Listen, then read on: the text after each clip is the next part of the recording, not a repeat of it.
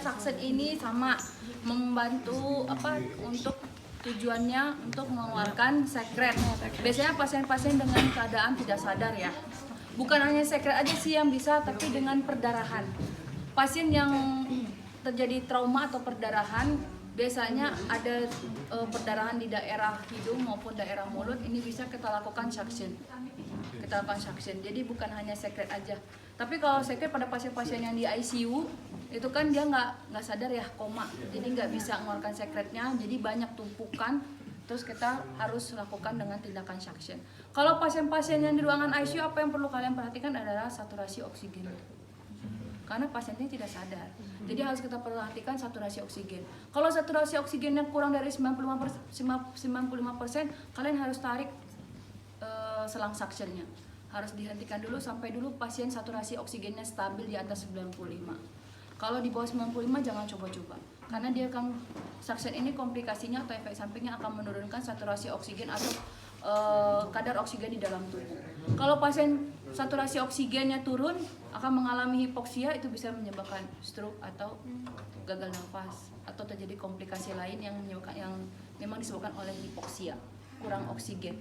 Gitu ya, jadi perlu diperhatikan untuk pasien-pasien ini, apalagi dia terpasang monitor atau enggak terpasang monitor, kalian ambil oximetri untuk ngecek saturasi oksigennya, gitu ya. Perlu dipahami tindakan suction ini untuk pasien-pasien yang tidak sadar. Gitu. Kalau pasien-pasien sadar, kalian lakukan suction itu tidak itu salah besar. Itu hanya menyakiti pasien.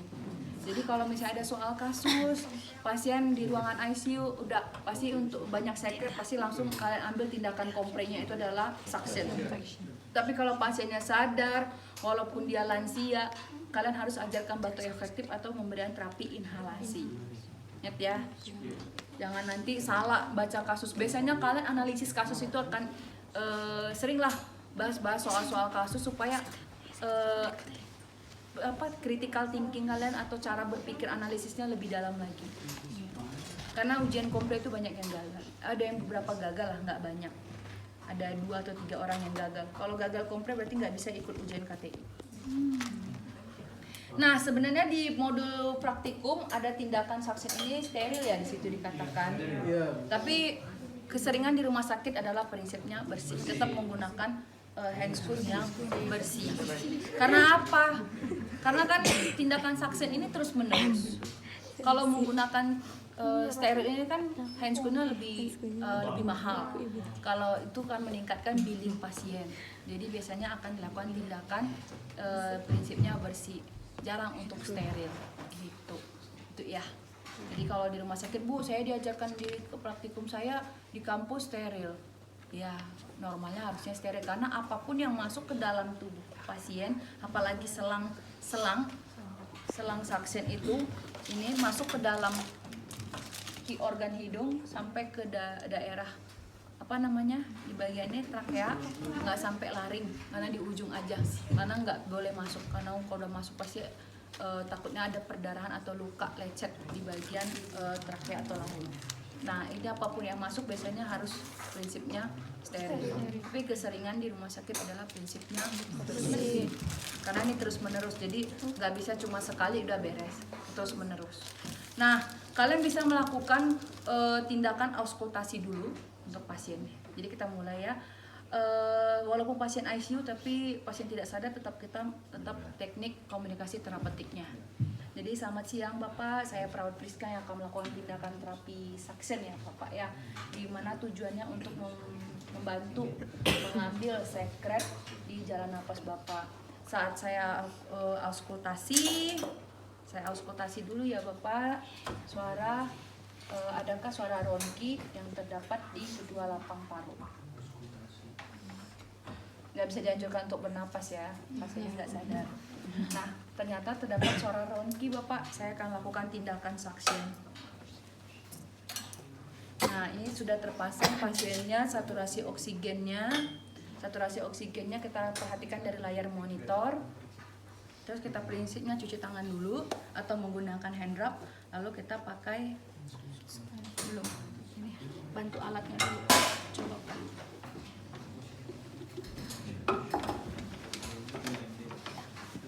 Di situ ada konsentrasi. Ada bu.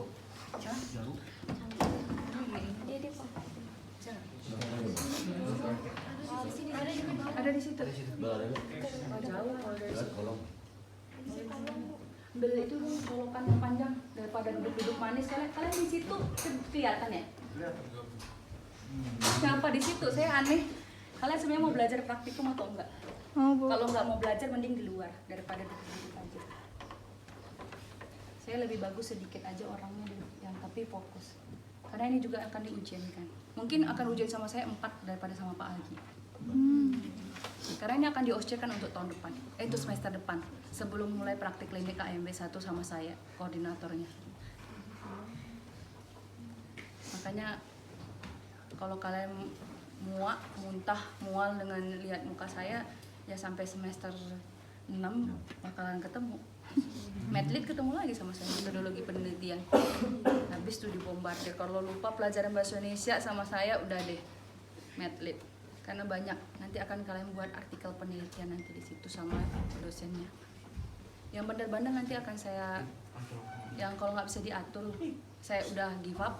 Dosen-dosen yang di sini udah give up, kalian akan dilempar ke dosen yang tidak home base yang di sini. Itu udah diberlakukan sama tingkat 3. Kalau kalian mau tanya silahkan. Karena kami setiap rapat pasti ada nama-nama mahasiswa yang ini nggak bisa dididik nih sama dosen yang di sini, ya udah dididik sama dosen yang di luar. Kalau nggak bisa dididik juga ya udah berarti mending di skorsing sampai 2 semester maksimal. Itu ya terserah kalian lah yang di belakang. Ya ini kita pasang dulu dengan stop kontaknya, pasien ini on. Nah ini biasanya itu belum terpasang, kalian pasti bingung mau pasangnya di mana gitu kan. Ini untuk pas ini kan akan in ya, ini masuk ke pasien. Yang panjang di kanan. Yang panjang di kanan. Ini yang out in. Tapi sebenarnya tekniknya sama aja, mau in mau out. Yang penting ada udara serap. Ini pressure-nya bisa diatur. Ini nggak gerak lagi. Nah sebelumnya kita pasang, kita masukkan NaCl. Loh, kok ada dua-duanya?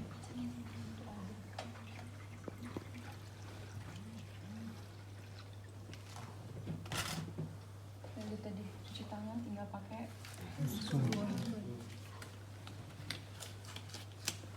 biasanya ada perlak ya, apa kalau ada perlak atau handuk pasien atau tisu di daerah sini. Nah ini baru kita hubungkan ke selang.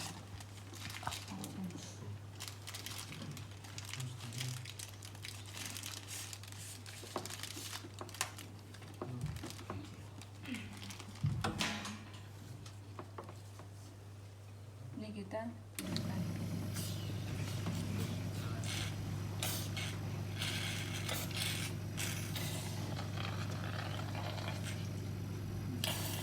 masuk ya airnya ya. Nah kita posisinya ini masih dalam keadaan terbuka, jangan ditutup. Kalau ditutup berarti itu namanya nyedot sekretnya. Ini akan tertahan di bagian kulit atau daerah bagian hidung. Jadi saat kita masukkan dulu dalam posisi tidak on, masukkan pasien selangnya nggak sampai mentok. Jadi dipasang, ini kan udah saya bilang nggak akan bisa sampai terpasang. Jadi dimasukkan selangnya setengah, baru kita tutup. Dan tuh setelah kita dalam keadaan berapa detik itu di modul. Ayo modulnya. Kalau dewasa 15 detik, kalau anak 5 detik. Anak bayi yang 3 detik. Anak 5, bayi 3. Anak 5, bayi 3. Tekanan untuk yang dewasa 100 berapa? 110. Kalau anak 90 sampai 110. Kalau bayi 50 sampai 95. Jadi tekanannya harus kita perhatikan, tekanannya. Ini kan alat suction kita beda-beda ya. Kalau ada yang ada tekanannya, tekanan kita perlu perhatikan. Kalau enggak, kita pas masukkan selang suctionnya, terus dalam posisi 15 detik kita putar nih, kita on, kita tekan, dan 15 detik baru lepas, kita tarik. Lalu kita bersihkan dulu karena ada nempel secret di sini. Jadi kita bersihkan dulu.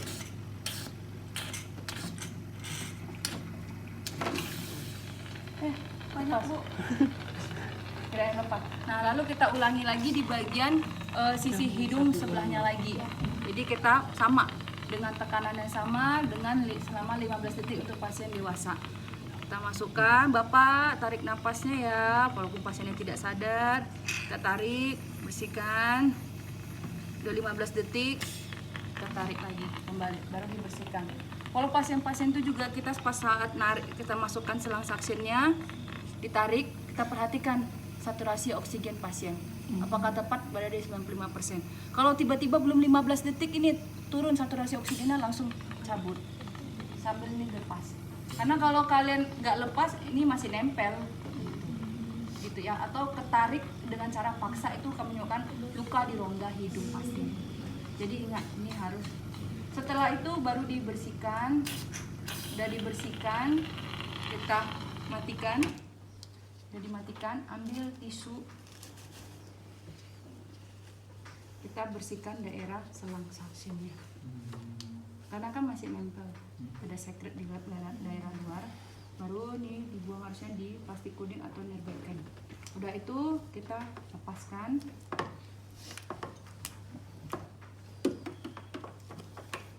Dimasukkan lagi ke bungkusannya. Jadi tetap prinsipnya harus dengan keadaan bersih. Jadi nggak mungkin digunakan lagi, diganti yang baru. Selang-selang suction itu biasanya dipakai lagi. Kalau dipakai lagi korannya sama ya? Iya, korannya sama dong, masa korannya? Itu namanya infeksi nosokomia yang kita terapkan.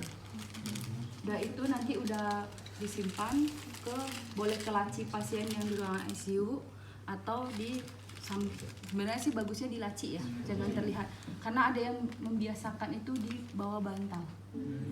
Itu yang namanya kuman, juga makin kotor lagi. Walaupun dia udah dibungkus sama, jadi bungkusnya nggak boleh hilang. Jadi kalian udah latan nih, masukkan ke plastik kuning, dibungkus. Bungkusan ini bukan di plastik kuning, tapi di plastik hitam. Kecuali ini kalau mau kalian ganti suctionnya baru di plastik kuning ini, Bu. Karena kalau pemilihan sampah kalian sama dengan membebankan biaya rumah sakit. Kalau ini masuk ke plastik hitam, diangkut sama dinas kebersihan, bukan diolah dulu ke IPAL, itu didenda rumah sakitnya berapa ratusan juta. Iya, gitu. Tapi kalau kalian masukkan ini harusnya di plastik hitam bungkusannya, tapi kalian masukkan di plastik kuning, berarti kalian menambah beban kerja di instalasi pembuangan air limbah, IPAL. Karena semua alat medis harus punya IPAL dulu, instalasi pembuangan air limbah. Begitu juga dengan beberapa institusi, bukan dari pabrik kimia, PT kimia, farma atau apa, dia memang pasti punya instalasi pembuangan air limbah. Karena harus diolah dulu sebelum dialirkan ke beberapa lingkungan di masyarakat supaya air tidak tercemar. Walaupun 70% air di Indonesia tercemar dengan tinja. Karena kan hidup di zaman dulu aja kita sekarang, ada air dimasak aja dulu lagi, walaupun itu mau percaya le mineral atau apa. Karena anak saya terbukti didapatkan bakteri salmonella, padahal minumnya pakai le mineral galon, itu pakai aqua galon, nggak pernah pakai air sulingan, tapi tetap terdeteksi bakteri salmonella walaupun sedikit, 80, 1/80. Kan kalau yang tinggi itu 1/320. Nah itu, jadi akhirnya khusus untuk dia, kalau kita yang dewasa udah kebal, jadi khusus untuk dia saya masak lagi airnya, karena itu kan deteksinya ke tipus ya. Kalau ditemukannya bakteri salmonella tipe A atau paratipi A, kalau paratipi berarti masih gejala tipes, tapi ada bibit multipes. Jangan lupa tuh tipus abdominalis, itu kan pelajaran KMB gitu. Pasti nanti kalian ke PKD juga akan sering ketemu pasien-pasien yang tipes lah, observasi febris lah, hari keberapa lah, itu pasti diagnosa keperawatan dasar yang umum. karena memang target kompetensi kalian masih dalam batasan itu untuk PKD. Jadi jangan dilupakan ya praktek-praktek PKD dengan teori PKD yang akan mau kalian aplikasikan nanti nih yang di bulan Januari tanggal 2. Tapi ruangannya saya belum tahu. Belum ada balasan ruangannya berapa supaya dibagi beberapa kelompok. Ibu mau tanya. Ya. Bu, kalau misalkan yang punya sinus kan biasanya lendirnya tuh kayak berdarah gitu ya Bu? Nggak bisa dilakukan vaksin. Nggak boleh Bu? Nggak bisa dilakukan vaksin karena lendir yang sinusitis itu adalah lendirnya kental kuning kehijauan, kental banget, dan itu memang harus dilakukan tindakan operasi. Nanti kalau tindakan operasi Suka berdarah juga Bu? iya berdarah. Kalau udah berdarah emang udah komplikasi, berarti udah terjadi perdarahan. Biasanya tuh warna kuning kehijauan pekat, jadi itu nggak bisa disedot sama suction. Mau kita masukin yang selang yang bagaimana, sedangkan ujung selangnya seperti ini. Ini biasanya untuk bayi sih, ini ukuran berapa ya, 10 ya kalau nggak salah ini, yang warna hitam. Ini 10. Dia ada 12, 14, 16. Biasanya kalau untuk dewasa 14 warna hijau kalau nggak salah. Jadi beda-beda ukuran, beda warna, ini sama seperti avocado. Ini biasanya untuk bayi Iterina, karena ini yang ujungnya kecil, masuknya ke hidungnya kecil. Kalau orang dewasa kayaknya nggak akan tersedot tuh